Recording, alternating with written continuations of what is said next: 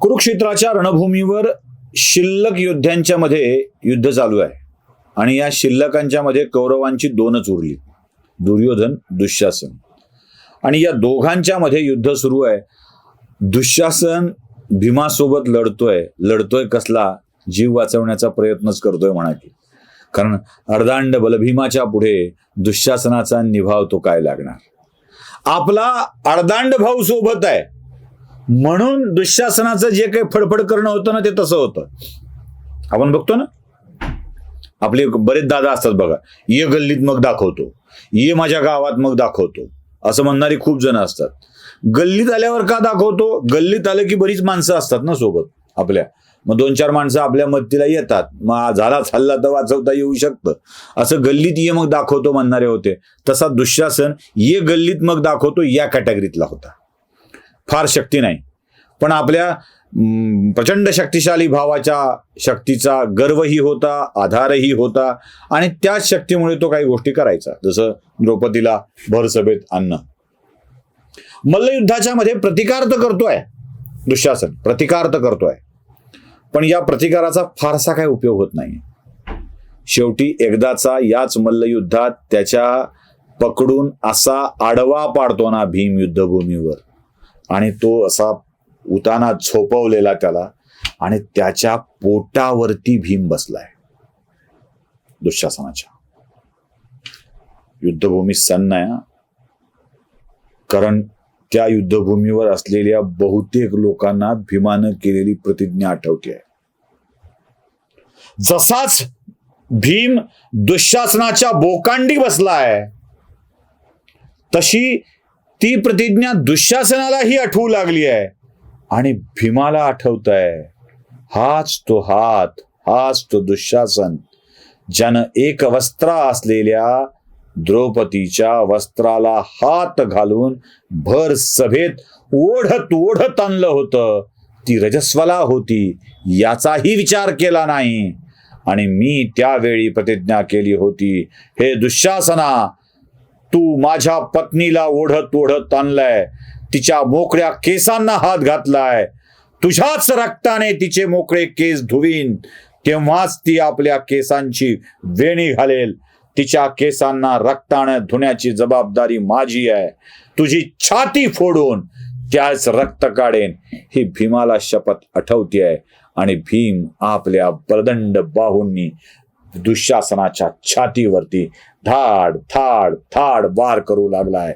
दुःशासन तिथे तडफडतोय. आता जे हे दृश्य बघणार आहे ना कुरुक्षेत्र, हे दृश्य भयंकर होतं, भयंकर.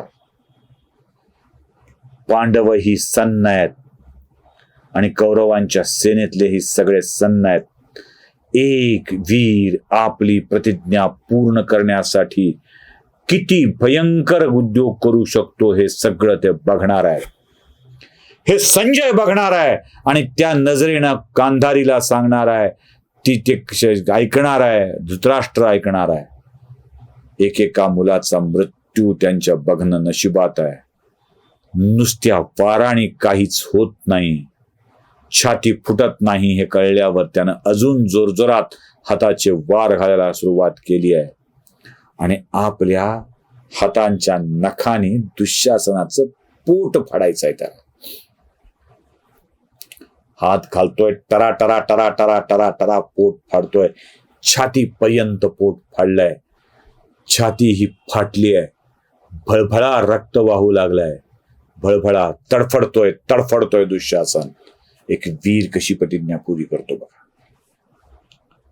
आपल्या ओंजळीत दुःशासनाचं रक्त घेतलंय आणि ज्या क्षणी ओंजळीत रक्त आलंय त्या क्षणी भीमाचा एकच आवाज आहे, पांचाली कुठे आहेस तू, पांचाली कुठे आहेस तू. युद्धभूमीच्या बाजूला असलेल्या राहोटीत असलेल्या पांचालीकडे तो निघालाय. हातातलं रक्त घेतलंय आणि पांचालीच्या केसात जाऊन त्या रक्ताने तिच्या केसांना अख्खं नाऊ घातलंय आणि पांचालीच्या अपमानाची शपथ पूर्ण केली आहे. द्रौपदीच्या मनात त्या दिवशी भीमाविषयी असलेला अभिमान अधिकच वृद्धिंगत झाला असेल. कारण रजस्वला असलेल्या स्त्रीच्या अपमान करणाऱ्या त्या अर्धांड पुरुषाला आपल्या नवऱ्याने, धडधाकट नवऱ्याने असा धडा शिकवलाय, त्याची प्रतिज्ञाही पूर्ण केली आहे. आणि आज बऱ्याच दिवसांनी द्रौपदीचे मोकळे असलेले केस बांधले जाणार आहेत. कारण ज्या क्षणी तिचा अपमान झाला त्या क्षणी वनवासाची वर्ष आणि अज्ञातवासाची वर्ष आणि त्यानंतरचं युद्ध, 13-14 वर्षाचा काळ, द्रौपदीचे मोकळे केस विषेल्या सापासारखे सगळ्या पांडवांच्या मनाला डंख मारत होते. हिचा अपमान झालाय, या अपमानाला कारणीभूत आपण आहोत, तिच्या अपमानाचा बदला घेतला पाहिजे, ही जाणीव सारखी पांडवांच्या मनामध्ये येत होती. आणि आज तिच्या विषेल्या केसांना दुःशासनाच्या रक्ताचं स्नान घालून भीमानं तिचे केस बांधण्याचा चंग केलेला आहे. आणि ही गोष्ट घडत असताना मी तुम्हाला म्हटलं की सगळं कुरुक्षेत्र अगदी स्तब्ध आहे, शांत आहे. कारण भीमाचा एवढा मोठा भयंकर रूप कोणीच कधी बघितलेलं नसतं. कृष्ण ही शांतपणे ही सगळ्या गोष्टी बघतोय. आपला भाऊ भीमाच्या हातून मृत्यू पावलाय याचं दुःखही दुर्योधनाला होतोय. तो प्रचंड चिडतोय आणि या चिडलेल्या दुर्योधनाच्याकडं आगपाखड करण्याशिवाय आणि स्वतःवरच चिडण्याशिवाय दुसरा कोणताही मार्ग उरत नाही. आता भीमालाच दाखवतो असा विचार तर दुर्योधन करतोय, पण दुर्योधन या युद्धापासून लांब जाण्याचा विचार सुद्धा करतोय. इकडे गांधारीच्या मनामध्ये, माफ करा मी कुंती चुकून म्हणालो, गांधारीच्या मनामध्ये मात्र वेगळाच विचार येतोय.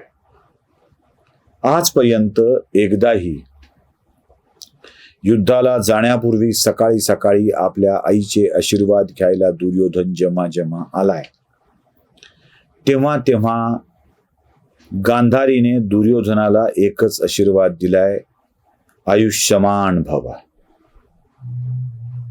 ती विजयी भव कधीच म्हणाली नाही. दुर्योधन आपल्या आईला सारखा विचारतो, आई तू विजयी भव, यशस्वी भव असं का म्हणत नाहीस? तेव्हा तिचं उत्तर काही नसतं. ती सांगेन कधीतरी म्हणते, पण सांगत नाहीये. पण आज मात्र एक आई आपल्या पुत्राच्या विजयासाठी आपण काहीतरी केलं पाहिजे हा विचार करते आणि ती एका दूतामार्फत दुर्योधनाला निरोप पाठवते. काय आहे हा निरोप आणि काय घडणार आहे बघूया पुढच्या भागात.